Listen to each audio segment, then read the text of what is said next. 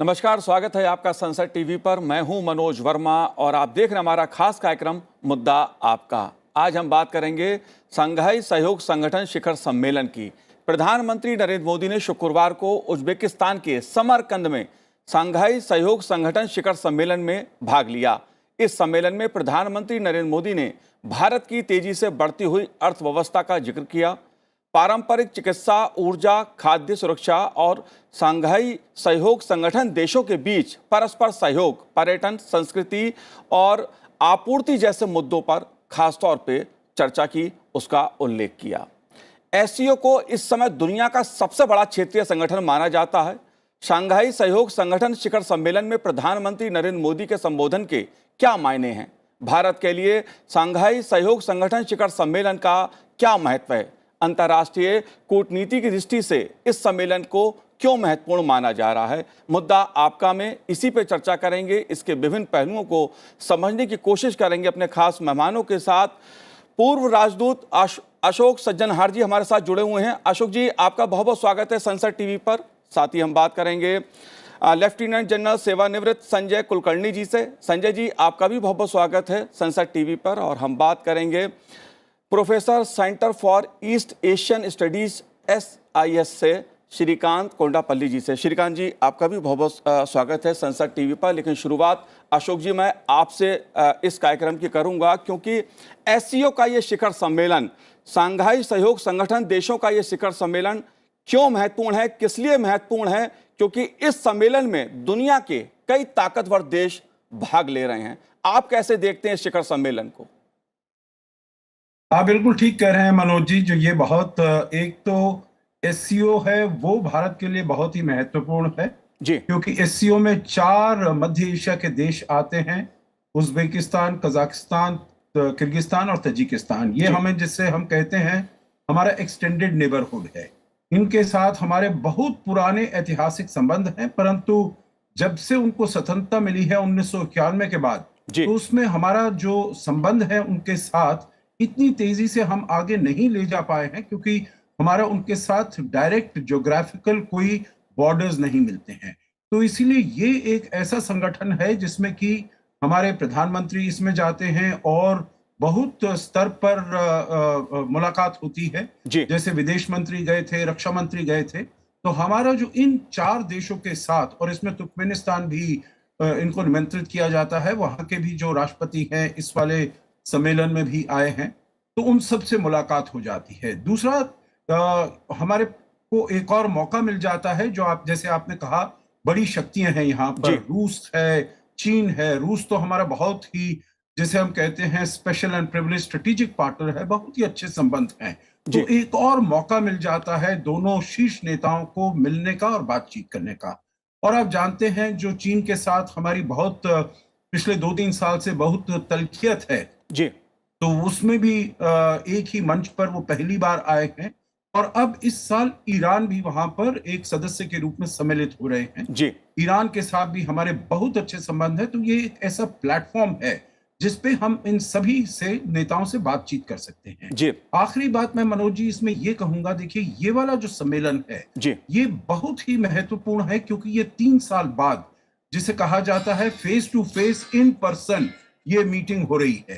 क्योंकि इससे पहले जो हुई पिछले साल, जो दुशांबे में हुई, वो जिसे कहा जाए हाइब्रिड फॉर्मेट में, तो वर्चुअल और इन पर्सन, तो ना प्रधानमंत्री मोदी गए ना राष्ट्रपति पुतिन गए उसमें। उससे पहले जो हुई रूस में, वो भी वर्चुअल फॉर्मेट में थी। तो ये 3 साल बाद पहली बार ऐसी मुलाकात है जो कि ये इन पर्सन हो रही है। और इस बीच में बहुत ही ज्यादा मुद्दे उभर कर आए हैं, जैसे कोविड-19 पेंडेमिक, जो कि प्रधानमंत्री मोदी ने अपने वक्तव्य में आज बताया। दूसरा, यूक्रेन का जो युद्ध है और उससे क्या पूरी दुनिया को नुकसान हो रहा है, चाहे फूड क्राइसिस हो या एनर्जी क्राइसिस हो या फर्टिलाइजर क्राइसिस हो, तो उसके साथ कैसे निपटा जाए, कैसे जूझा जाए, और भारत क्या योगदान कर सकता है SCO शंघाई कोऑपरेशन ऑर्गेनाइजेशन को एक सफल संगठन बनाने के लिए, इसको और ऊर्जा देने के लिए, इसको और शक्ति देने के लिए। प्रधानमंत्री मोदी ने जो भी, जब से भारत इसका सदस्य बना है 2017 से, इनफैक्ट 2 साल उससे पहले भी 2015 से प्रधानमंत्री मोदी ने हर शंघाई कोऑपरेशन ऑर्गेनाइजेशन के शिखर सम्मेलन में उन्होंने शिरकत की है। जी। और ये तो और महत्वपूर्ण हो जाता है क्योंकि अब 2023 से मतलब आज से भारत की जो प्रेसिडेंसी है जी। शंघाई कोऑपरेशन ऑर्गेनाइजेशन का शीर्षक नेतृत्व भारत के हाथ में आ गया है। जी। तो इसीलिए भी भारत का जी प्रधानमंत्री बिल्कुल, मोदी ये का वहां पर दो पहलू सम्मिलित होना बहुत ही बिल्कुल दो पहलू बहुत महत्वपूर्ण है। अंतर्राष्ट्रीय कूटनीति की दृष्टि से शंघाई कॉरपोरेशन देशों का ये सम्मेलन जो है, ये जो देश हैं इनका अपना एक महत्व है। भारत की दृष्टि से इसका क्या महत्व है, इस पहलू को भी समझना बहुत जरूरी है, क्योंकि इस शिखर सम्मेलन के ट्रेड, कनेक्टिविटी और एनर्जी तीन महत्वपूर्ण पहलू हैं। लेकिन एक मुद्दा और महत्वपूर्ण है जो इन देशों के बीच है, वो है आतंकवाद का, सुरक्षा का, शांति का, ऊर्जा का।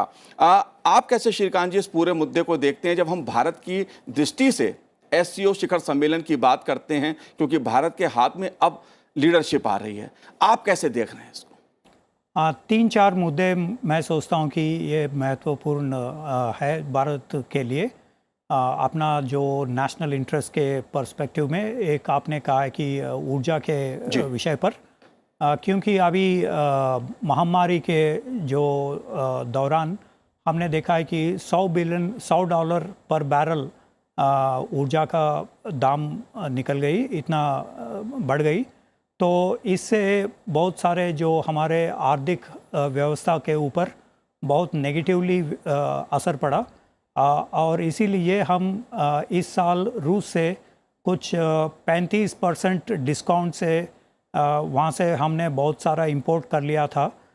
तो इससे एक फ़ायदा हुई कि एनर्जी, क्योंकि सेंट्रल एशिया और रशिया के जो एनर्जी प्रोड्यूसिंग कंट्रीज़ हैं उससे हम अगर संपर्क करते हैं और उससे दोस्ती करते हैं तो बहुत फ़ायदा है हमारे नेशनल इंटरेस्ट के। दूसरा चीज़ आपने कहा है कि आतंकवाद के ख़िलाफ़ जो एससीओ कंट्रीज़ में एक ऑर्गेनाइजेशन है rats, regional anti terrorist structure, जिसमें पीस मिशन एक्सरसाइजेस करते हैं हम, काउंटर टेररिज्म एक्सरसाइजेस करते हैं, जिसमें भारत के जो फ़ौजी उसमें शामिल होते हैं और दूसरे देशों जो एससीओ कंट्रीज़ के फ़ौजी भी उसमें शामिल होते हैं। एक लो टू मीडियम स्केल पे होता है ये काउंटर टेररिज्म एक्सरसाइज, और इससे बहुत फ़ायदा है क्योंकि हमारा नेशनल सिक्योरिटी स्ट्रैटेजी में हमने कहा है कि क्रॉस बॉर्डर टेररिज्म हमारा नंबर 1 सिक्योरिटी चैलेंज है। तो ये दूसरे मुद्दे जो है, जो आतंकवाद के ख़िलाफ़ जो हमारा कैपेसिटी बढ़ता है काउंटर टेररिज्म के ख़िलाफ़, जैसे कि हमारा टैक्टिक्स और हमारा ऑपरेशनल प्रिंसिपल्स बढ़ाने के लिए ये अच्छा है कि भारत देश के लिए। तीसरा जो international north south transport corridor, क्योंकि पाकिस्तान ने हमको अलाउ नहीं कर रहे हैं सेंट्रल एशिया में जाने के लिए, उसके ट्रांसपोर्ट लिंक करने के लिए, तो रूस और ईरान ने एक international north south transport corridor बनाया था। जैसे कि हम भारत देश ने चाबहार पोर्ट को हमने बिल्ड किया, तो इससे फ़ायदा ये है कि हम सीधा तुर्कमेनिस्तान के गैस ले सकते हैं इस ट्रांसपोर्ट कॉरिडोर से, या दूसरे जो सेंट्रल एशियन रिपब्लिक के जो ऑयल और गैस, इसमें भी हम फ़ायदा उठा सकते हैं जो ट्रांसपोर्ट कॉरिडोर से। चौथा चीज़ यह है कि इकोनॉमिक एंड ट्रेड रिलेशंस जी, बल्कि वैसे अभी तक हमारा जो इकोनॉमिक एंड ट्रेड रिलेशंस उतना ज़्यादा नहीं है। हमारा वाणिज्य पूरा कुल मिलाकर 30-40 बिलियन डॉलर का भी नहीं है। रूस का और सेंट्रल एशिया का भी अगर हम इकट्ठा करें तो इतना ज़्यादा नहीं है। तो हम सोच रहे हैं कि बहुत सारे एग्रीमेंट्स उनसे बना के हमारा जो फार्मास्यूटिकल कंपनीज़ या सॉफ्टवेयर इंडस्ट्रीज़ या जो मैन्युफैक्चरिंग सेक्टर के बारे में जो प्रधानमंत्री ने जिक्र किया आज, तो ये इकोनॉमिक एंड कल्चरल जो आर्थिक पहलू है, चूंकि प्रधानमंत्री नरेंद्र मोदी जी ने एससीओ शिखर सम्मेलन में इस बात का खास तौर पे उल्लेख किया है कि भारत किस तरह से उसकी अर्थव्यवस्था तेजी के साथ बढ़ रही है, भारत एक आर्थिक शक्ति के रूप में भारत उभर रहा है।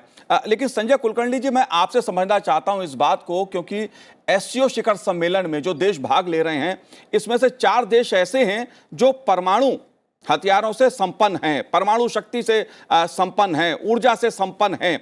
आप कैसे देखते हैं इसके महत्व को? और दूसरी बात जो मैंने आतंकवाद की बात की है, क्योंकि पाकिस्तान भी इसका मेंबर है और पाकिस्तान और उज्बेकिस्तान के बीच में अफगानिस्तान भी है, लेकिन अफगानिस्तान इसका भी मेंबर नहीं है। लेकिन तमाम देश ऐसे हैं जो दुनिया की सुरक्षा, शांति और विकास के लिए बहुत महत्वपूर्ण है। आप कैसे देखते हैं शिखर सम्मेलन को?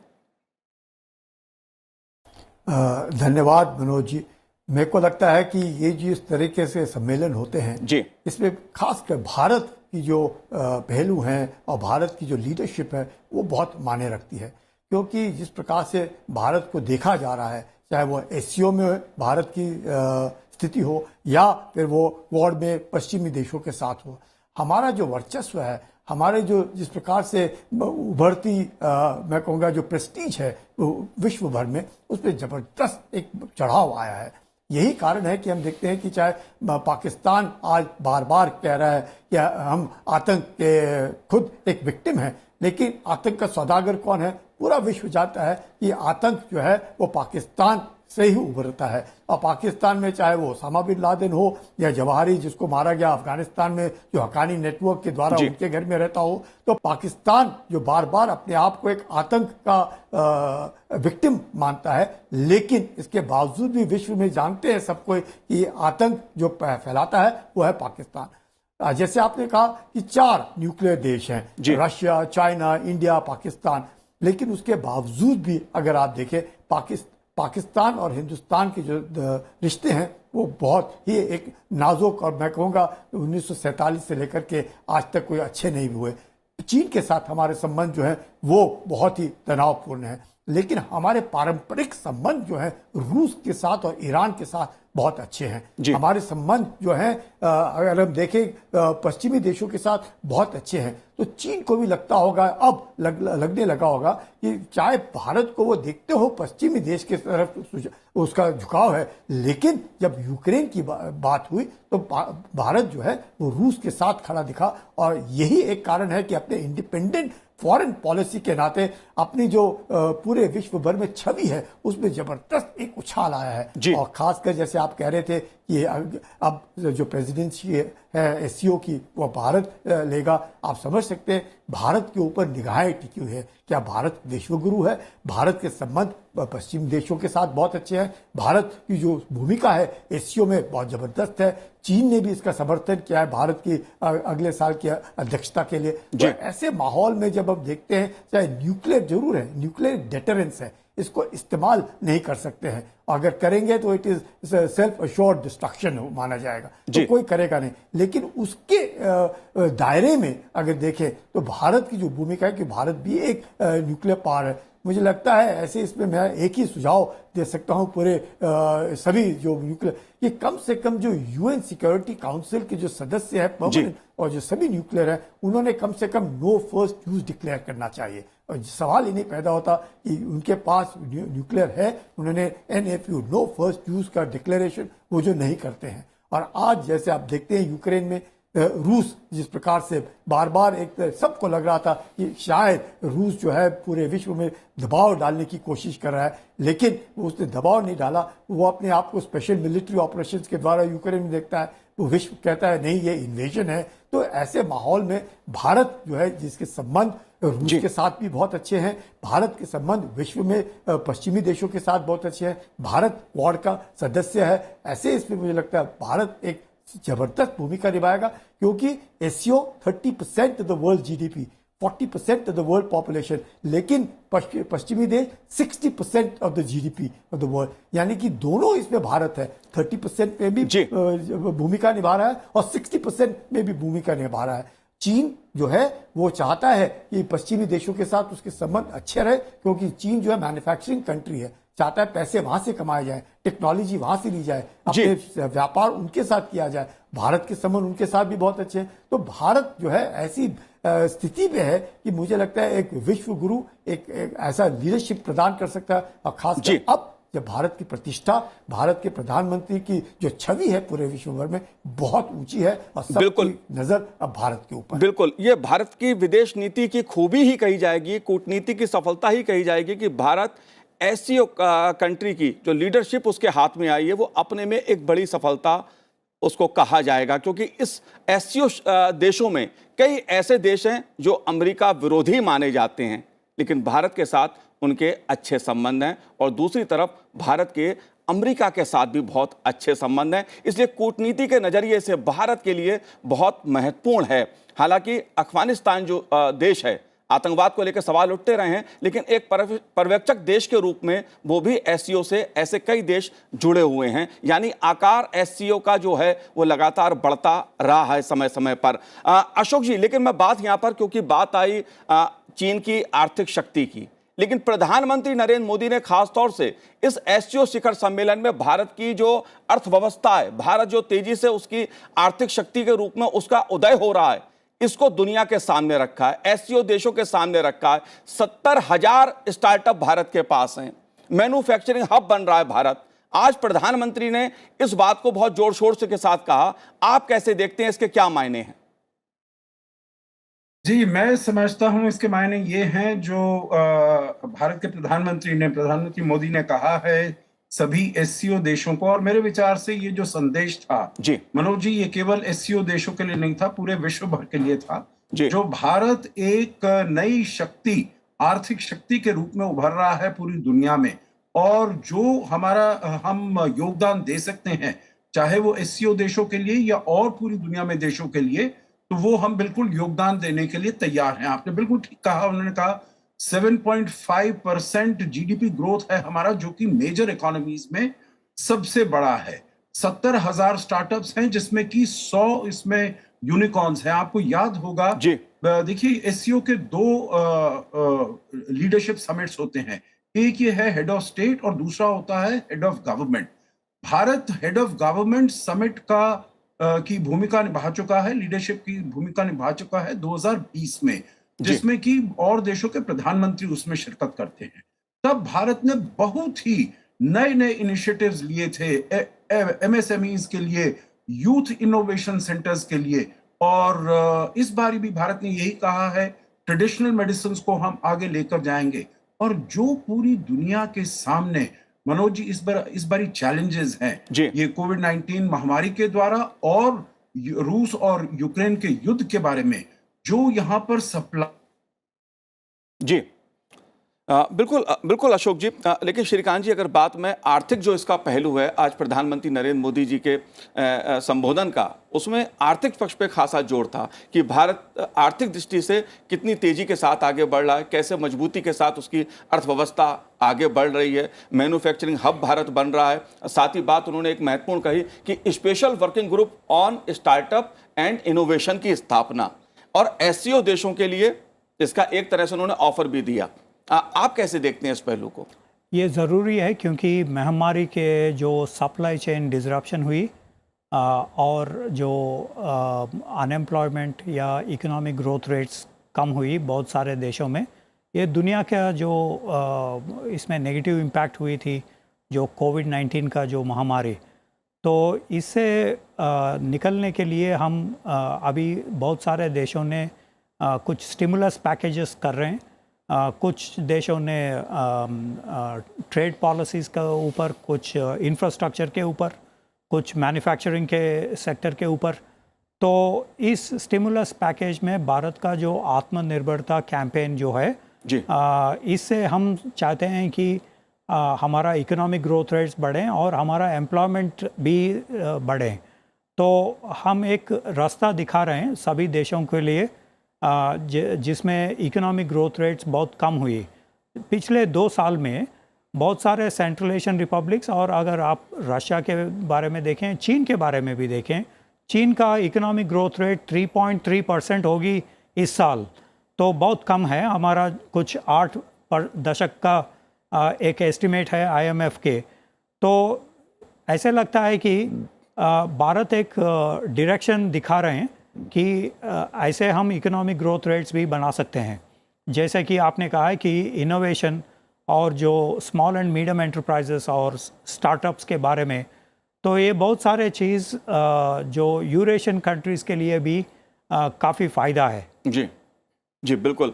संजय कुलकर्णी जी, जो कूटनीति का पहलू है वो दरअसल एससीओ शिखर सम्मेलन में बहुत दिलचस्प देखने को मिलता है, क्योंकि इसमें रूस है, चीन है, पाकिस्तान है, तुर्की है, अब ईरान भी है, और पर्यवेक्षक देश तो कई हैं इसमें, जिनको खास तौर पे एक तरह से अमेरिका विरोध के रूप में देखा जाता है, लेकिन तमाम देश भारत के साथ हैं, भारत के दोस्त हैं।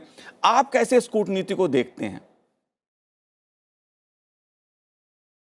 मनोज जी, अगर आप देखें जी। कि आज विश्व भर में 4 ऐसे पिलर्स कह सकते हैं हम लोग हैं। एक अमेरिका, दूसरा चीन, तीसरा यूरोपियन यूनियन और चौथा एक रशिया।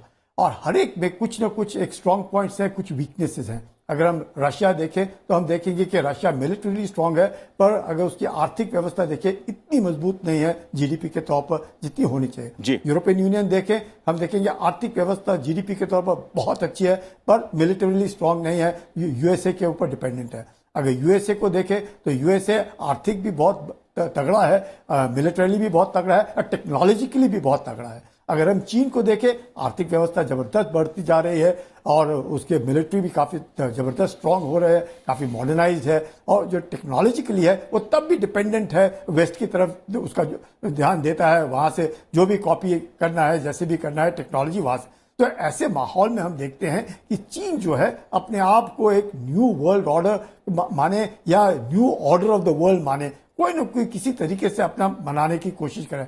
भारत जो है दोनों तरफ उसके जो संबंध हैं, चाहे वो वेस्टर्न वर्ल्ड के साथ हो, चाहे यूरोपियन यूनियन हो, यूरोपियन यूनियन के 27 देश सबके संबंध हमारे बहुत अच्छे हैं। नाटो की जो आर्मी है तकरीबन 14 लाख की फौज है नाटो की, हमारी भी तकरीबन उतनी है, चीन की हमसे ज्यादा है। तो ऐसे इसमें जब हम देखते हैं कूटनीति के तौर पर कि भारत जो है इसका पूरा का पूरा ऐसे क्रॉस रोड पे है भारत कि इसका पूरा फायदा, खासकर जब हमारी आर्थिक व्यवस्था बढ़ रही है, मिलिटरीली हम स्ट्रांग हो रहे हैं, डिप्लोमेटिकली पूरे विश्व भर में हमारी एक जबरदस्त मान है, एक मर्यादा है जिसकी तरफ से लोग देखते हैं, और प्रधानमंत्री की जो छवि है और भारत की जो छवि है उसके मद्देनजर मुझे लगता है आज ऐसा वक्त आ गया है कि भारत मैं कहूंगा एक रास्ता दिखा सकता है पूरे विश्व में। अगर शांति विश्व को चाहिए तो बहुत जरूरी है कि विस्तारवाद में ना लगे, आतंकवाद के बरखिलाफ सबके सब लड़े। भारत शुरू से कहता है, ओनली 9/11 के बाद रूस अमेरिका को लगा आतंक। हम बार बार कहते हैं कि आतंक जो है इसका कोई मजहब नहीं होता है, आतंक जो है इसमें कोई गुड और बैड टेररिस्ट नहीं होता है। आतंक जो है वो एक मानसिकता है और उस मानसिकता को मारना निहायत जरूरी है। इसका अभी पाकिस्तान आप देखिएगा इस प्रकार से बार बार हल्ला करता है, आज जिस सांप को उन्होंने पाला वही सांप उसको डसने के लिए तैयार है। अफगानिस्तान में देखिएगा क्या हाल हो रहा है, तो सब कुछ जानता है। चीन खुद जानता है कि उसका बैकयार्ड सिंकियांग है, वो अगर उसको वो पाकिस्तान के साथ अगर अच्छे संबंध चीन ना रखे तो हो सकता है सिंकियांग में आतंक फैल जाए, उससे भी उसको डर है। तो ऐसे हालात में जब पूरे विश्व भर में एक आतंक का प्रकोप, एक कोविड-19 के द्वारा जिस प्रकार से सबकी आर्थिक स्थिति बर्बाद हुई, जिस प्रकार से यूक्रेन के बाद फूड क्राइसिस पूरे विश्व भर में जबरदस्त महंगाई बढ़ रही है, ऐसे इसमें आप देखें कि भारत ही एक ऐसा देश है जहां महंगाई अंडर कंट्रोल है, जहां पे कोविड-19 के बाद हमने अपने ही नागरिक ने पूरे विश्व भर में दवाइयां भेज करके विश्व को बचाने की कोशिश की। तो जो लीडरशिप रोल है, जो भारत ने अपने आप को जो पुरानी एक सभ्यता के तौर पर दिखाने की कोशिश की, उसमें जरूर एक उछाल आया है। यही वजह है संजय कुलकर्णी जी। अशोक जी, मैं आपसे भी जानना चाहूंगा, क्योंकि पारंपरिक चिकित्सा की बात प्रधानमंत्री जी ने की, ऊर्जा की बात की, खाद्य सुरक्षा की बात की है प्रधानमंत्री जी ने अपने संबोधन में, और साथ ही प्रधानमंत्री नरेंद्र मोदी जी ने एक मुद्दा कनेक्टिविटी का उठाया है, क्योंकि जिस तरह से अफगानिस्तान में भारत ने मानवीय आधार पर जो मदद की अफगानिस्तान की, और उसमें पाकिस्तान ने जिस तरह से अड़ंगा लगाने की कोशिश की थी, उस मुद्दे को भी कहीं ना कहीं उठाया गया है। आप कैसे देखते हैं इस पहलू को, क्योंकि कनेक्टिविटी की बात हो रही है जो संघाई देश हैं उनके बीच में। जी, आप बिल्कुल ठीक कह रहे हैं मनोज जी। कनेक्टिविटी एक बहुत ही महत्वपूर्ण मुद्दा है इन सभी देशों के लिए, और इसमें भारत ने बहुत अच्छी पहल की है, क्योंकि मालूम है जो हमारे राजनीतिक संबंध नहीं है अफगानिस्तान के साथ जी, यहां तक कि 1 साल से ऊपर हो गया है, किसी भी देश ने अफगानिस्तान के साथ अपने राजनयिक संबंध नहीं स्थापित किए हैं, परंतु फिर भी जैसे आपने बिल्कुल ठीक कहा, मानवता के वजह से हमने वहां पर 50,000 टन वीट देने का, क्योंकि वहां पर मैल न्यूट्रिशन बहुत है, बच्चों में, औरतों में भूखमरी बहुत है। परंतु ये फिर पाकिस्तान ने इतने सारे महीने लगा दिए। पहले ये पाकिस्तान कहता रहा जो हमारे ट्रकों में ये सामान जाएगा, वहां पर वो ये बताने का प्रयास कर रहा था जो ये सहायता जो जा रही है अफगानिस्तान में, ये पाकिस्तान के द्वारा दी जा रही है, न कि भारत के द्वारा। परंतु फिर अफगानिस्तान की जो तालिबान सरकार है उन्होंने दबाव बनाया। तो इसीलिए प्रधानमंत्री मोदी का ये कहना जो कनेक्टिविटी के ऊपर बहुत ज्यादा जोर दिया जाए, क्योंकि कनेक्टिविटी से ही व्यापार बढ़ सकता है, आर्थिक सहयोग बढ़ सकता है, और इसी के द्वारा ये सभी जो देश हैं ये और आगे उन्नति कर सकते हैं, आगे प्रगति कर सकते हैं। और इसमें भारत ने बहुत बड़ा योगदान कर रहा है, चाहे वो चाबहार को निर्माण करते हुए या फिर international north south transport corridor. ये बहुत सालों से चल रहा है। भारत, ईरान और रूस इसमें सम्मिलित होकर इसके ऊपर काम कर रहे हैं। परंतु पिछले कुछ सालों में भारत ने उसके ऊपर बहुत ज्यादा जोर दिया है और इसको आगे लेकर गए हैं। और भारत ने जो देखिए दवाइयां भी भेजी हैं, कोविड-19 के जो वैक्सीनेशन भेजे हैं, वो तो पहले अशरफ गनी की सरकार में भेजे थे, वो तो चले गए। परंतु जब तालिबान आया है उसके बाद भी हमने करीब 9 टन वहां पर दवाइयां भेजी हैं और बहुत सारे वहां पर कोविड-19 के अपने कोवैक्सीन वैक्सीन भी भेजे हैं। तो इन सभी के लिए हमको चाहे ईरान के द्वारा या फिर दोहा के द्वारा या दुबई के द्वारा हमको इनको भेजने पड़े हैं बाय एयर। तो ये जो कनेक्टिविटी का मुद्दा है, ये अगर सभी देश मिलकर इसको आगे ले जा सकते हैं, इसको सुलझा सकते हैं, तो ये सभी के उन देशों के लिए फायदा होगा। और ये जो है एससीओ को हमें देखना होगा, जो ये इसको as game play of major powers नहीं होना चाहिए। इसमें होना चाहिए जो 4 देश हैं मध्य एशिया के, उनको क्या फायदा पहुंचाया जा सके। और इसी के लिए भारत में प्रधानमंत्री मोदी ने जो भी नए इनिशिएटिव्स बताए हैं, जैसे आपने कहा इनोवेशन एंड स्टार्टअप्स वगैरह वगैरह, जी बिल्कुल अशोक जी, किया जाए, बिल्कुल अशोक जी, एससीओ शिखर सम्मेलन के दरअसल तमाम, अगर मैं बात करूं, ऐसे कई मुद्दे हैं, पर्यटन है, संस्कृति है, जो मध्य एशियाई देशों के साथ भारत के जो पारस्परिक संबंध रहे हैं, द्विपक्षीय संबंध रहे हैं, उनको एक मजबूती प्रदान करता है। और निश्चित तौर पर शंघाई सहयोग संगठन शिखर सम्मेलन आने वाले समय में एक मील का पत्थर साबित हो सकता है, विकास की दृष्टि से, शांति की दृष्टि से, कनेक्टिविटी की दृष्टि से और ऊर्जा के लिहाज से। आप तीनों ने इस कार्यक्रम में भाग लिया, संसद टीवी से बात की, बहुत बहुत शुक्रिया, बहुत बहुत धन्यवाद हमसे बात करने के लिए। तो आज हमारे इस कार्यक्रम में इतना ही, मुझे दीजिए आज्ञा, नमस्कार।